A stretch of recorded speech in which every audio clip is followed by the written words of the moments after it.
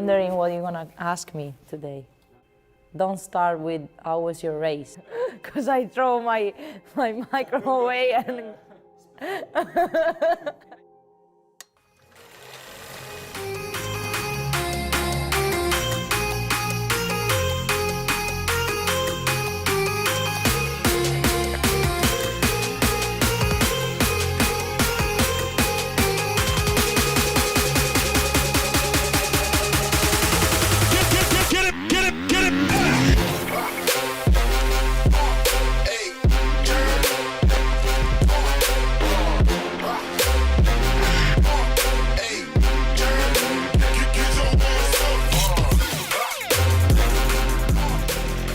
I started riding a bike because my brother Luca is 6 years older than me. He was already racing a bike. I just grew up into his life, you know. My parents decided to buy a PV50. Their intention was not to put me on immediately, but as soon as I saw it, I started to cry because I wanted to try. From that day, I started immediately without training wheels. During the weekend, we were going racing with my brother. I was just riding around the paddock the whole day and coming back to the camper only when I had an empty fuel tank. When I was 15, at my very first year in the World Championship, I got the chance to race for Yamaha in a satellite team. Picking her lines nice and easily. Chiara Fontanesi. My dad at the beginning, he was not very sure because he didn't want to put me in the hands of somebody else, and he also was not sure if he wanted me to ride the World Championship. I said we have to take this opportunity, and luckily we did. That year I won my very first moto with a 125 in Europe, and since then we saw that I had the possibility to, one day fight for the World Championship.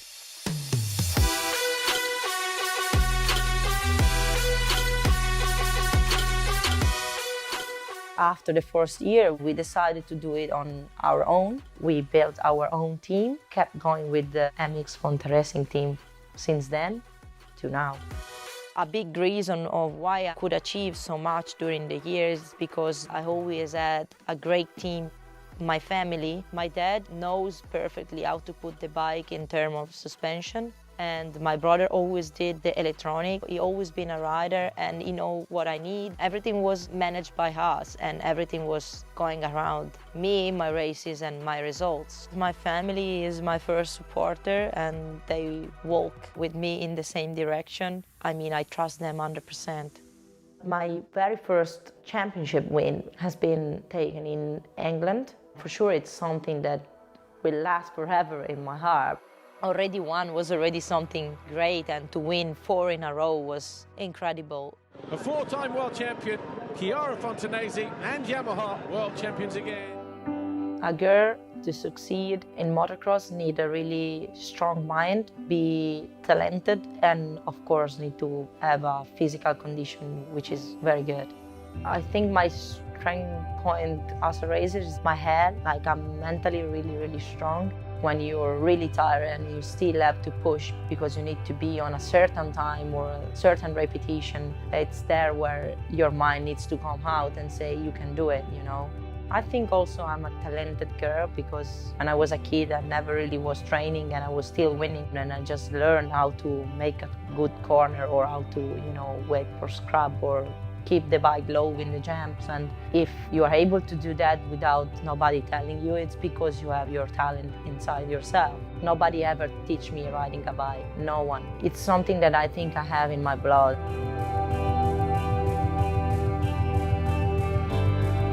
The reason why I came back after the 6th time I won, it's because I only had one dream left, which was to win a title being a mom. For sure, I want to prove myself that even after a pregnancy, I can still be the fastest and still be at the top and fighting for the World Championship. So as soon as I could, 1 month after I gave birth, I was back on the bike. Only 12 points separate the top 4 riders, Duncan Papamaya, Fontanesi and Van der Ven. And I was still fast, I needed time to be back at my level, but it means that I was ready to participate and I was training almost every day. I was lining up behind the gate in Matterley Basin 2020, only 3 months after I gave birth. And that for me was already a big achievement because my mind always wanted to be back, but you never know until you get there. Third overall this weekend, the KTM of Chiara Fontanesi. And when I could finish on the podium already at the first round, it was just really amazing for me and something that I was just like speechless.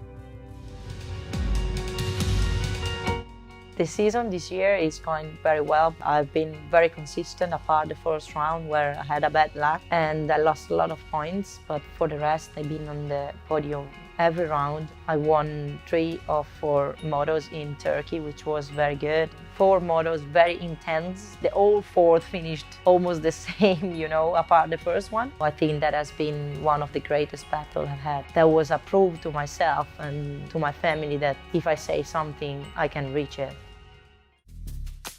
We don't prepare strategies before the season, especially in these couple years, you know, with the COVID situation. You never know when you're gonna race, if the race is going to stay there, so difficult to make plans. What I do, and it's what I always did, it's to focus each motos in what I have to do. So step by step, not thinking on the final result, not thinking on I have to do that instead of that.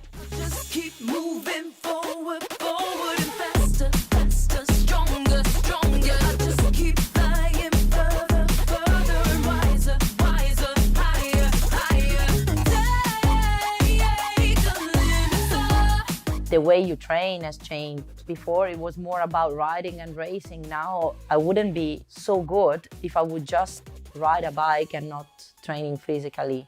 There's no specific area where you train, it's just about whole body because on the bike you move everything, like really everything. So it's important to be fit enough to try to avoid the injuries. When I started, which is not ages and ages ago, but the bike has changed a lot and we have ECU, traction control, things like that, that you can work so much on that. And when I started, I didn't have all that. So everything is developing year by year. So then you need to be always at the same level. Inside myself, I always want to be the best in everything I do. And I give everything I have. If you want to become a world champion, you need to work hard. I wish that I could have had the possibility to have somebody like me back in the days telling me how I should train, what I should do. That's why we decided to give the opportunity to the others, exactly what I didn't have when I was younger. This is basically why we opened the KFA. Everything that I do, how I became a champion, how I kept being a champion, how I could take a year off, have a baby, come back, work hard and be back at the top has something to do with the academy because our academy is based on our experience. This is what we want to give to the young people that comes to train, to be able to teach them that you need to want it in your mind, you need to work hard, be consistent. And what I did, coming back, you are more trusted if you have a story to tell and to prove than if you have never did something in your life. I think this is really a big part of our trust in the academy. My parents, they thought that I would stop one day because I'm a girl and they said, okay, she will be interested in something else, but in the end now, I'm still here racing and basically all the families involved in the team, probably something that nobody would have ever thought. I feel like, wow, I'm 27, I won 6 times the World Championship. I had a baby and I'm still there at the top of the world. It means that I'm still able to do what I'm doing. Becoming a mom doesn't mean that you need to sit home and stop living.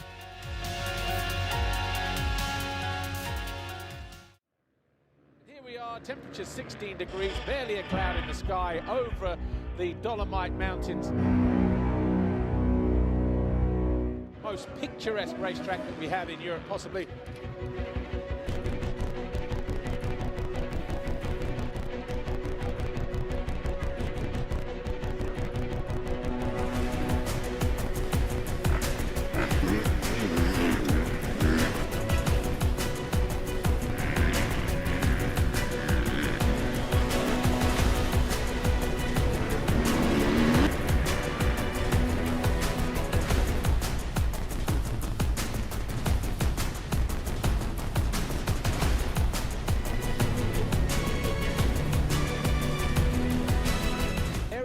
Fontanesi starting on pole position, as she so often does.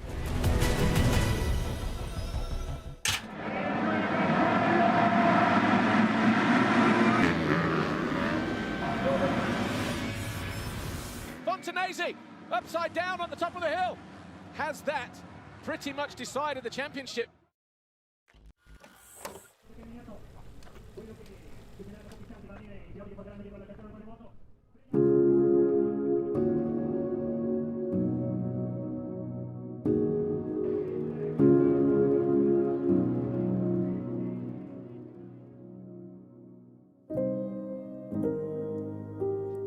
I already forget about what happened because it's not something that you need to think about, because it's not that I've been doing mistake. It's something that happened to me for no reason. I mean, like, I just was the unlucky girl on track.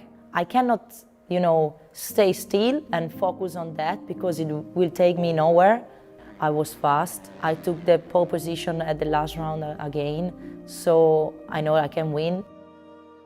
When you lose yourself. It's not the team that loses. And I think that's why individual sport makes you also stronger.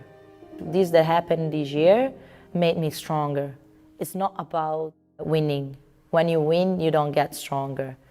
I was really happy to see all the family, friends and fans at the end of the podium. I wasn't expecting this at all. I mean, I was just with my daughter, going back to the van, and I was like, okay, now I need to get changed. It was the last race of the year. All of a sudden, I turned the corner and I saw all the people on the line waiting for me, and they even took me and made me jump in the air. There were many people that I didn't know that they were there cheering for me, and that was amazing. I was feeling like I won the championship. All of a sudden I was like, smiling and crying from joy because I made people proud anyway. This is why I race. I race and I want to win for moments like this. They show me that even if I did not win, we could still live with moments like this. I'm so happy that I could give everything I had, because nothing more frustrating than ending a championship and knowing that you could have give more. I gave everything I had, and that's why I'm happy anyway.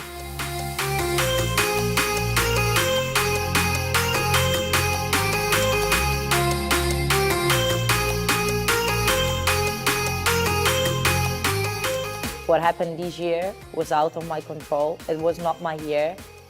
What happened just made me stronger. But I will train and fight again, and I will be back.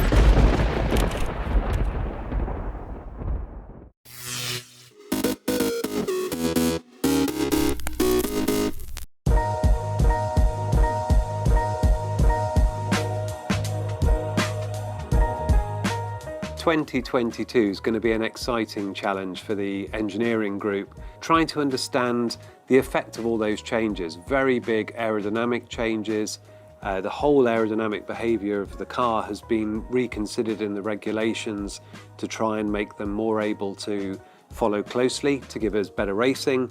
We've also got very, very different tyres. So all of that needs understanding, and we can start that work here in Brackley on the simulator. But as I said, it's really trying to understand how the new cars will generate performance. We'll run them quite differently to the cars that we're used to. The previous cars were all very much an evolution. We also need to understand how the tyres will generate performance. What sort of regime do we need to operate those in terms of temperatures? How do we get best grip? And then the other big element is really bringing it together with the driver. How do we actually get the car balanced? How do we make it stable? How do we give them the front end they need? How do we give them the good traction that they're going to want? So those are all questions that we can start answering here on the simulator, but then also on the track.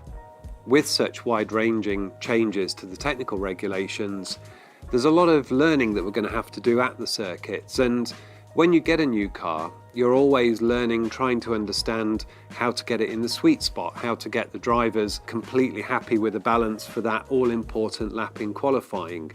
But the learning curve here is going to be much, much steeper. We'll be finding real lap time, hopefully with every run, but certainly with every day of testing, we'll hopefully have moved that setup on a stage.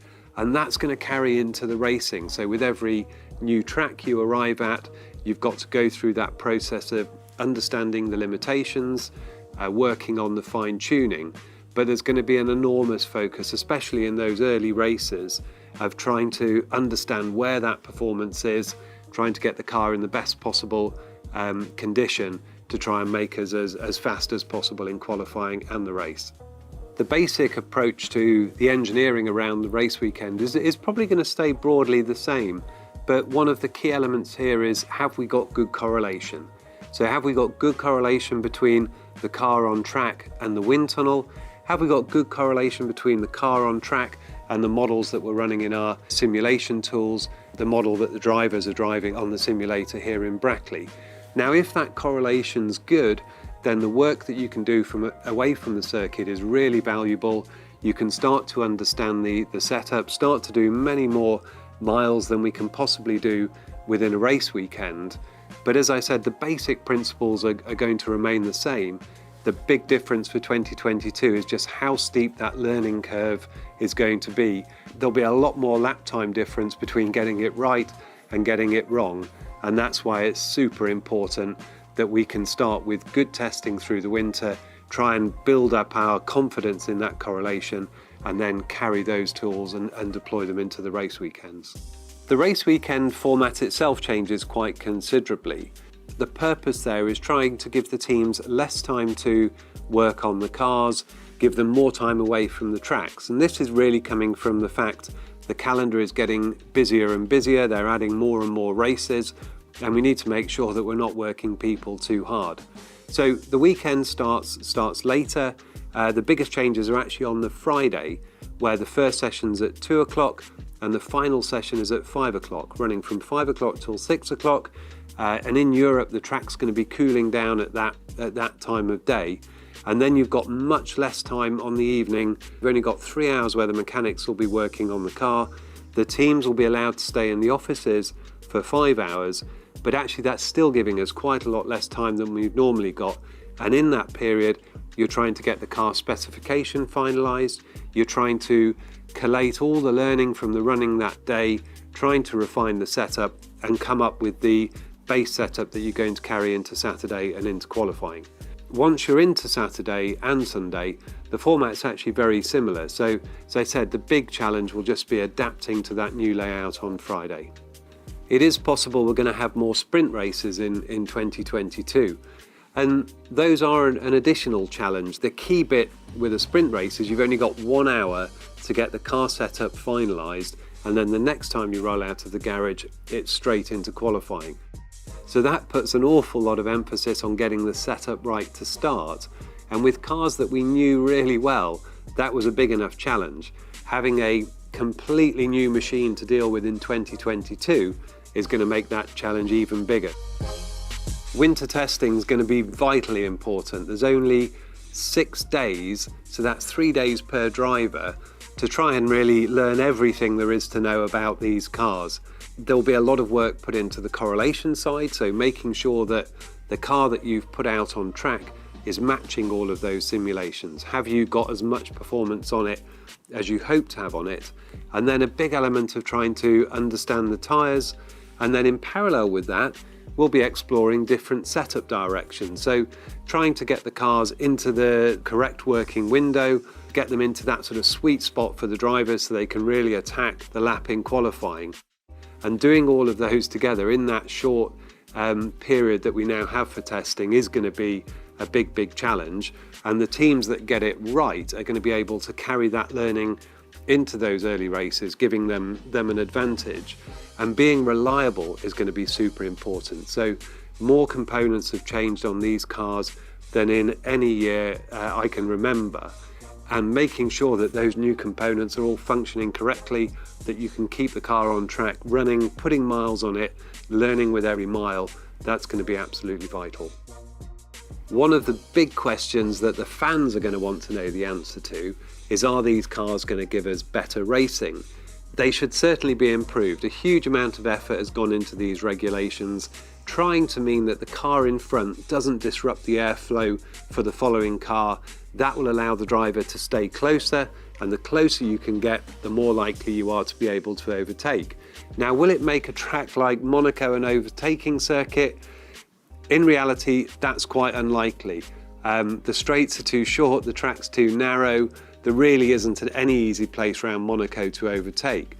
But what we'll probably see at lots of the other circuits is that you can follow more closely, you can put the car ahead under pressure, it's easier to get within an undercut range, and importantly, there will be straights now where hopefully you can make a passing manoeuvre stick, whereas previously it wouldn't have been practical. So all of that, we'll start to get a flavour for it in Barcelona, in Bahrain, but really it will only be when the lights go out for that first race that we'll know whether this project has been successful in that very specific regard.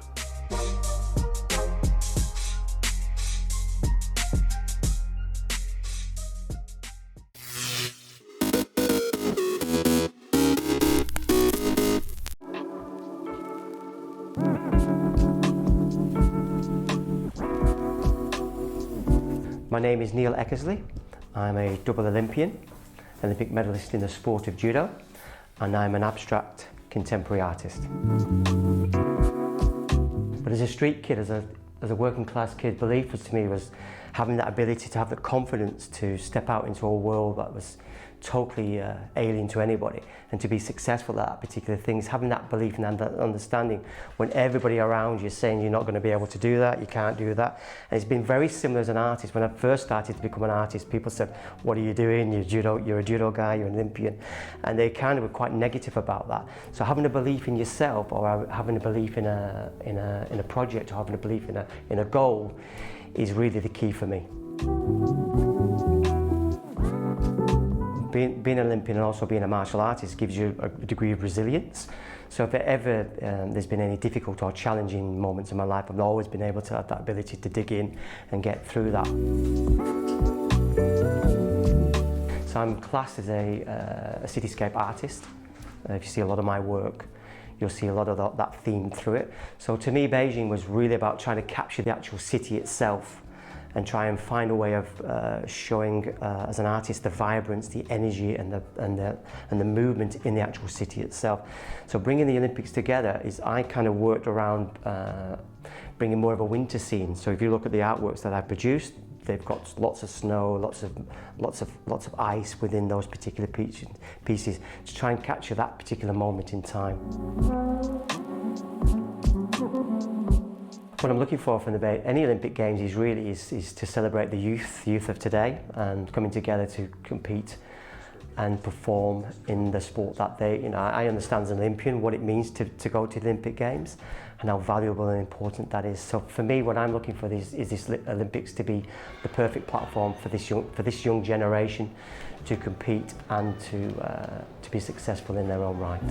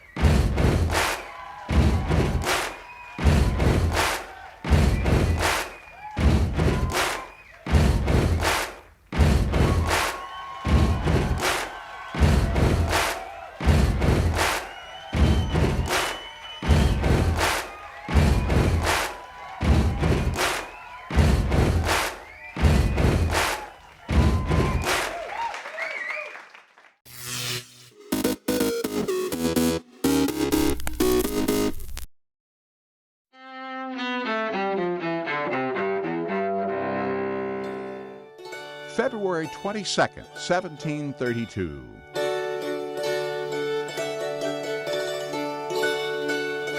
George Washington, the first president of the United States, is born in what's then the Virginia colony. Washington commanded American forces during the Revolutionary War and led the Founding Fathers in drafting the U.S. Constitution. 2006, insurgents destroy the Golden Dome of one of Iraq's holiest Shiite shrines, the Askaria Mosque in Samarra. The blast sets off a spasm of sectarian violence in Iraq just years after the U.S.-led invasion topples Saddam Hussein from power. 1980, the miracle on ice at the Winter Olympics in Lake Placid, New York. That's where the American hockey team beats the heavily favored Soviet Union 4-3. ABC announcer Al Michaels. You've got 10 seconds. The countdown going on right now. Morrow up to Silk. 5 seconds left in the game. Do you believe in miracles? Yes! The U.S. team later claims the gold medal by beating Finland. The Soviets take the silver. And 1987. In New York, pop artist Andy Warhol, known for his renderings of Campbell soup cans, dies at the age of 58. Today in history, February 22nd. Ross Simpson, The Associated Press.